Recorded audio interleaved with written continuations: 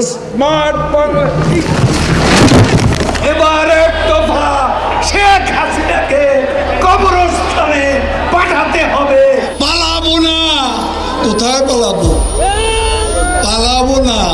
প্রয়োজনে ফখরুল সাহেবের বাসায় গিয়ে উঠবো। কি জায়গা দেবেন? না হলে ঠাকুর গায়ের বাড়ি আছে, ওই বাড়িতে গিয়ে উঠবো। ঠিক আছে?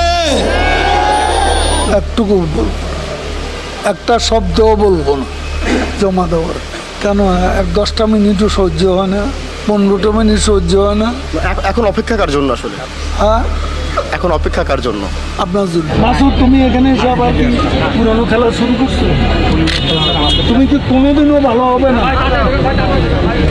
ভালো হবে না, তুমি কোনোদিনও ভালো হবে না। 28 থেকে 4 তারিখ কতদিন হলো? 28 তারিখের পর তো শেখ হাসিনা নেই। আরে মির্জা ফখরুল, আরে হায়, টেলিভিশনে দেখলাম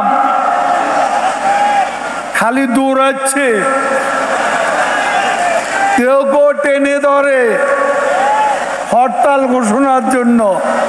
ওদিন বলেছে আমরা নাকি অলিগলি পাবো না, পালাবার পথ পাবো না। এখন কার পালাবার পথ নেই? গয়েশ্বর বাবু ডিবি অফিসে গিয়ে কোরাল মাছ খাইলেন, ভালো তো। গয়েশ্বর বাবু কই? আর 27 নয়, আর 10 দফা নয়, এবার এক দফা শেখ হাসিনাকে কবরস্থানে পাঠাতে হবে। এই এক দফা। এটা কি আপনারা শুনেছিলেন? আজ তাই বলতে চাই, ফখরুলের মনেও সেই কথা। শেখ হাসিনা ভাগ্যবতী, হ্যাঁ, আল্লাহর ইমানদার বান্দা, এবং সেজন্যই বাংলাদেশ ও 10 নম্বর মহাবিপদ সংকেতের মধ্যে তেমন ক্ষয়ক্ষতি সম্মুখীন হয়।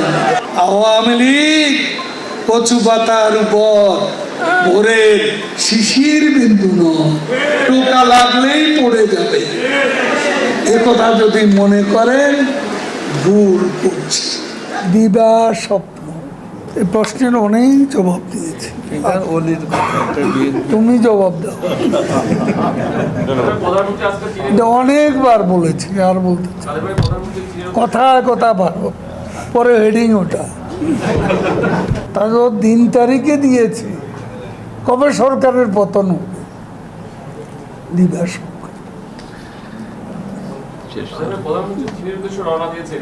দিবা স্বপ্ন, বিলবোর্ডে চেহারা আর সামনে দিকে আনে। শেখ হাসিনা ডিজিটাল করে সবারই নায়ক বানাইয়া দিয়েছে। মঞ্চে সব নেতা, পুরা নেতা, আদলি নেতা, শিকি নেতা, আতি নেতা, পাতি নেতা, নেতা নেতা স্টেজ ভাঙবে। আমি বেচারা আহত। এই মঞ্চ আমার দরকার নেই, মঞ্চে এত নেতার দরকার নেই। কর্মী দাঁড়ান, নেতা কমান, এত নেতার দরকার কি? এত নেতার কাজ কি? কি কাজ করে এই নেতারা? মাসুদ, তুমি এখানে এসে আবার কি পুরনো খেলা শুরু করছো? তুমি কি কোনোদিনও ভালো হবে না? ভালো হবে না, তুমি কোনোদিনও ভালো হবে না। মাননীয় সাধারণ সম্পাদক, আমরা একটু লাইভে ছিলাম, একটু যদি বলতেন যে আপনারা তো এখন নিশ্চয়ই প্রধান নির্বাচন কমিশনের সঙ্গে বৈঠক করবেন, একটু আনুষ্ঠানিকতা যদি একটু বলতেন। একটুকু বলবো, একটা শব্দও বলবো না জমা দেওয়ার। আমরা যে নামটি জানতে পেরেছি সেটি কি আসলে সত্যি কিনা? না, সেটাও বলবো না। কখন আসলে আপনার আনুষ্ঠানিকভাবে বের হওয়ার পরে নিশ্চয়ই বলবেন? কেন 10টা মিনিটও সহ্য হয় না, 15টা মিনিট সহ্য হয় না। এত দিনের অপেক্ষা, একটু ওয়েট করো। এখন অপেক্ষা কার জন্য আসলে? হ্যাঁ, এখন অপেক্ষা কার জন্য? আপনার জন্য। দেশের মানুষ ভালো থাকলে মির্জা ফখরুলের মন খারাপ। জ্বালা হেরে জ্বালা, অন্তরে জ্বালা। পদ্মা সেতু হয়েই গেল, কন্ডবলি টানেল হয়েই গেল, ঢাকা তরুণ প্রজন্মে মেট্রো রেল হয়েই গেল। কত ফ্লাইওভার, কত ওভারপাস, কত আন্ডারপাস, সারা বাংলা ঘুরে দেখুন। ফখরুল সাহেব,